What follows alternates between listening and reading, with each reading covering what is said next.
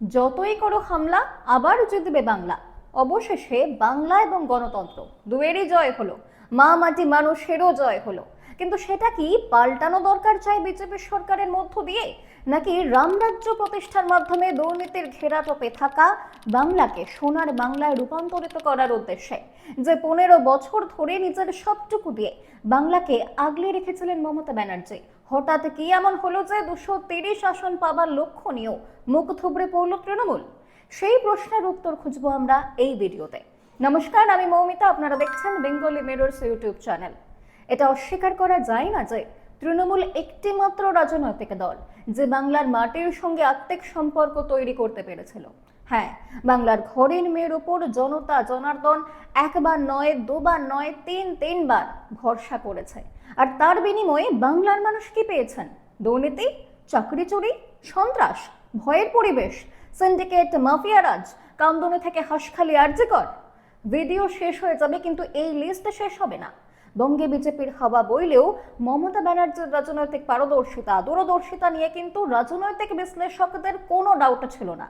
কিন্তু সমালোচকরা তো ধরেই নিয়েছিলেন 2 ফুলের সেটিং এর জেরে কামব্যাক করবেন মমতাই। তা সত্ত্বেও পরিবর্তন নয়, হলো প্রত্যাবর্তন।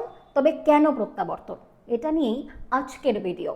প্রথমত, পাহাড় প্রমাণ দুর্নীতি। 8 থেকে 80 সকলেই জানেন, বিগত দশকে তৃণমূল সরকারের জমানায় বাংলা দুর্নীতির আতর ঘরে পরিণত হয়েছে। এসএসসি স্ক্যাম থেকে কয়লা পাচার, রেশন দুর্নীতি থেকে গরু পাচার, অবৈধ বালি পাচার, মিড ডে মিল স্ক্যাম, অঙ্গ পাচার, স্বাস্থ্য ব্যবস্থায় দুর্নীতি। কি হয়নি বাংলায়? আমি বলছি না বাম আমলের প্রত্যেক রাজনৈতিক থেকে প্রশাসনিক কাজ অনেক স্বচ্ছভাবে হয়েছে, কিন্তু তৃণমূলের মতো রন্ধ্রে রন্ধ্রে দুর্নীতি যে ছিল না তা আপনিও জানেন। তৃণমূলের কিছু দাপুটে নেতার বিরুদ্ধে দুর্নীতির অভিযোগ প্রমাণ হওয়া মাত্র তাদের দল থেকে বহিষ্কার করে নীতির পাঠ দেওয়া হয়। দলীয় নেতা কি করছেন সেই খবর যখন সুপ্রিমো না জানার ভনিতা করেন, তখন বিষয়টি নৈতিকতা নয়, হাসির খোরাক হয়। দ্বিতীয়ত, সিন্ডিকেট ও মাফিয়ারাজ। হ্যাঁ, বড়সড় দুর্নীতি তো আছেই, ছোটখাটো সিন্ডিকেটই বা কম কোথায়?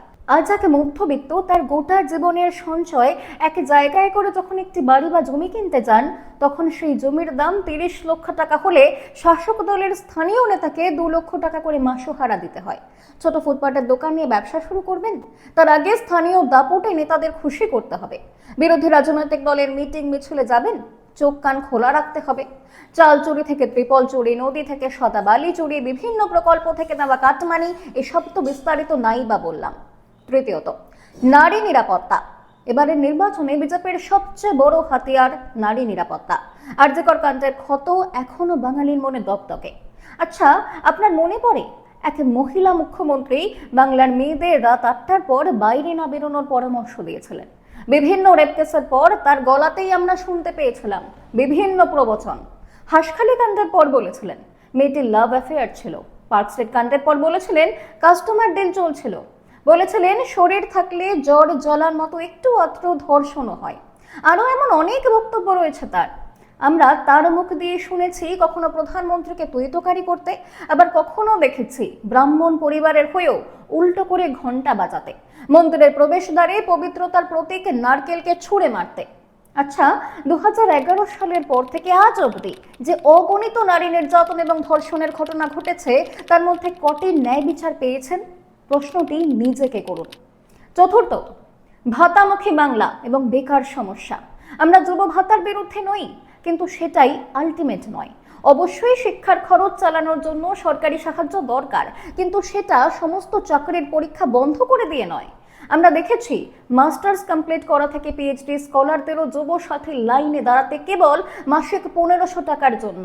আমরা দেখেছি বেকার ভাতার লাইনে দাঁড়িয়ে শিক্ষিত যুবদের বাবা চোখের জল ফেলছেন। আর এখানেই কর্মসংস্থান দিতে সরকারের ব্যর্থতা।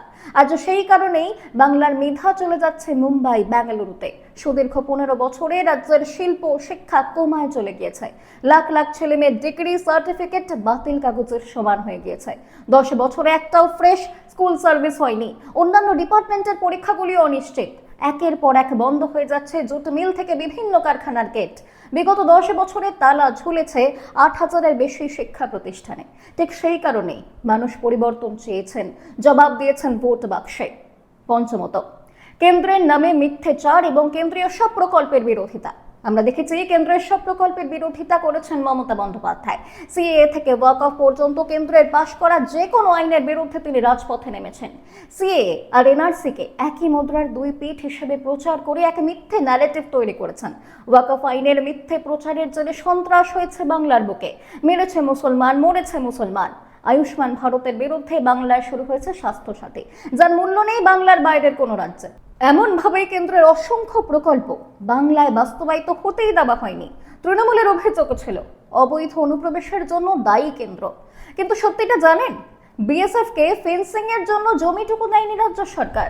যোগ্য বিরোধী হিসেবে কেন্দ্র সরকারের বিভিন্ন বিল, নির্দেশ, প্রকল্পের খুঁটিনাটি তুলে ধরে তার বিরোধিতা করাই স্বাভাবিক। কিন্তু তা বলে সব ক্ষেত্রেই বিরোধিতা করে কেন্দ্র রাজ্য বৈষম্য সৃষ্টি করাটাও কি খুবই যুক্তিসঙ্গত? তাছাড়াও আরো বেশ কিছু ফ্যাক্টর তো অবশ্যই রয়েছে। কিছু ক্ষেত্রে হিন্দু বিরোধী প্রোপাগান্ডা, পুলিশ প্রশাসনের খামোখা চোখ রাঙানি, এগুলিও মানুষের তৃণমূল বিমুখ হবার একটা বড় কারণ। এই ভিডিও দেখে অনেকেই হয়তো আমাকে কট্টর বিজেপি সমর্থক ভাবতেই পারেন, কিন্তু সোশ্যাল মিডিয়া ছেড়ে বাস্তবের মাটিতে পা রাখুন, ভাবুন, ভাবা প্র্যাকটিস করুন।